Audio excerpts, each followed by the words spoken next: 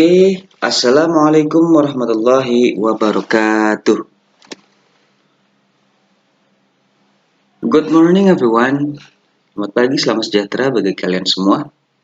Kembali lagi dengan saya Alfian Nur Dafiq Abdillah selaku guru dari mata pelajaran bahasa dan sastra Inggris kelas 11. Untuk pertemuan kali ini saya akan menjelaskan rangkuman-rangkuman materi apa saja yang akan kita bahas selama satu semester ganjil ini.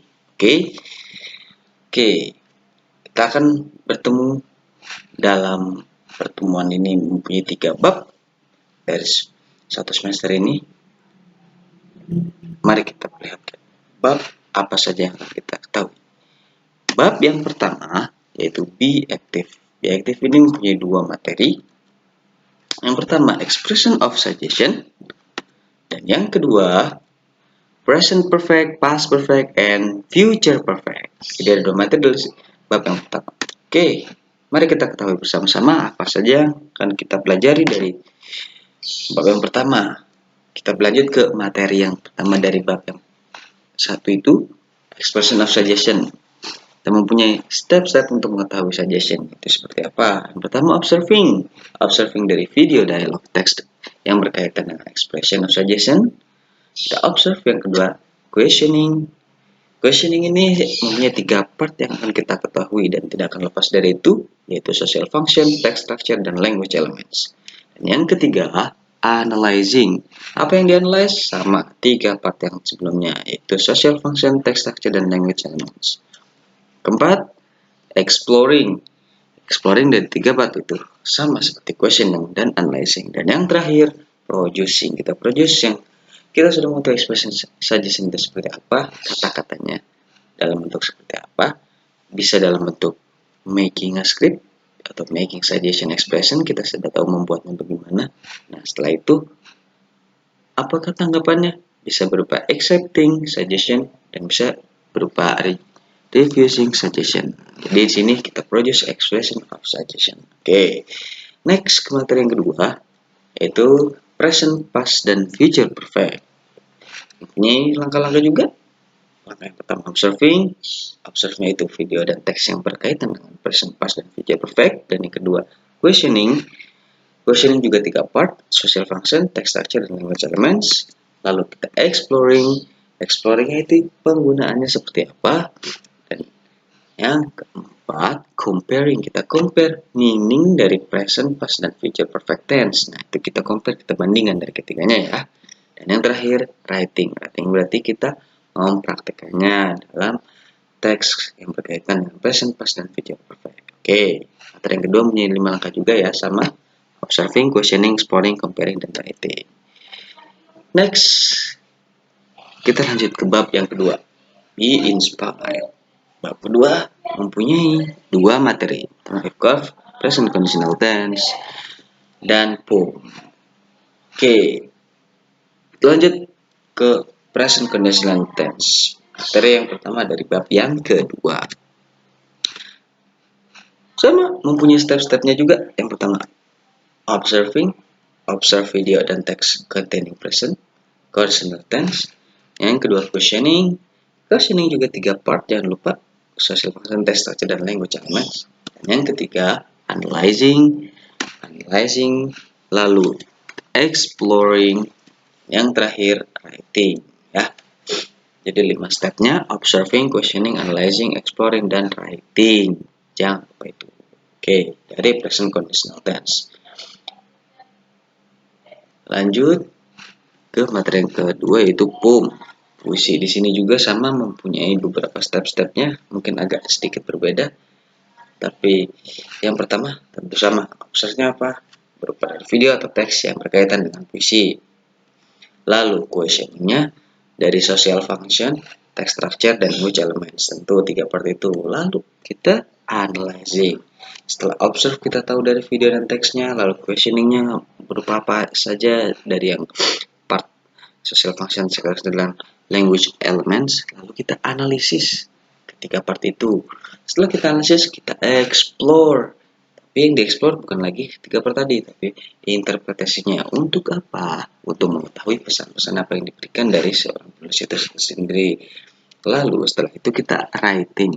Namun writing di sini bukan untuk mempraktekkan bagaimana cara menulis puisi, tapi kita akan mencari puisi, lalu kita completing, arranging, dan translating. Nah ya, writingnya jadi karya orang lain dahulu, kita completing, arranging, dan translating. Oke, dari 5 step itu kita tahu. Ini untuk bab yang kedua. Next kita ke bab yang ketiga, be imaginative. Wow, yaitu mempunyai satu materi, itu narrative text.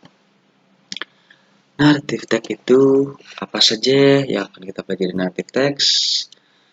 Yang pertama kita observe narrative text itu storiesnya dari video atau written text ya. Lalu questioningnya juga sama, social function, structure dan language features-nya. Oke. Lalu kita analyze juga sama, 3 part. Lalu explore, nah yang explore juga berbeda dengan yang sebelumnya. Explore ini kita explore value atau message-nya, pesan yang diberikan dari narrative text itu seperti apa, atau nilai-nilai yang diberikan dari cerita itu bagaimana. Yang terakhir, making a script of narrative text, bukan berarti di sini drama performance ya, tidak harus salah satunya seperti itu berupa prakteknya. Tapi nanti kita situational dan questionable penting membuat skripnya berupa teksnya nanti cerita-ceritanya bisa kalian tulis ya. Jadi 5 stepnya: narrative text, observing, questioning, analyzing, exploring, dan making script. Oke, thank you. Jadi kita sudah mempelajari 3 bab yang akan kita ketemu di 1 semester ya.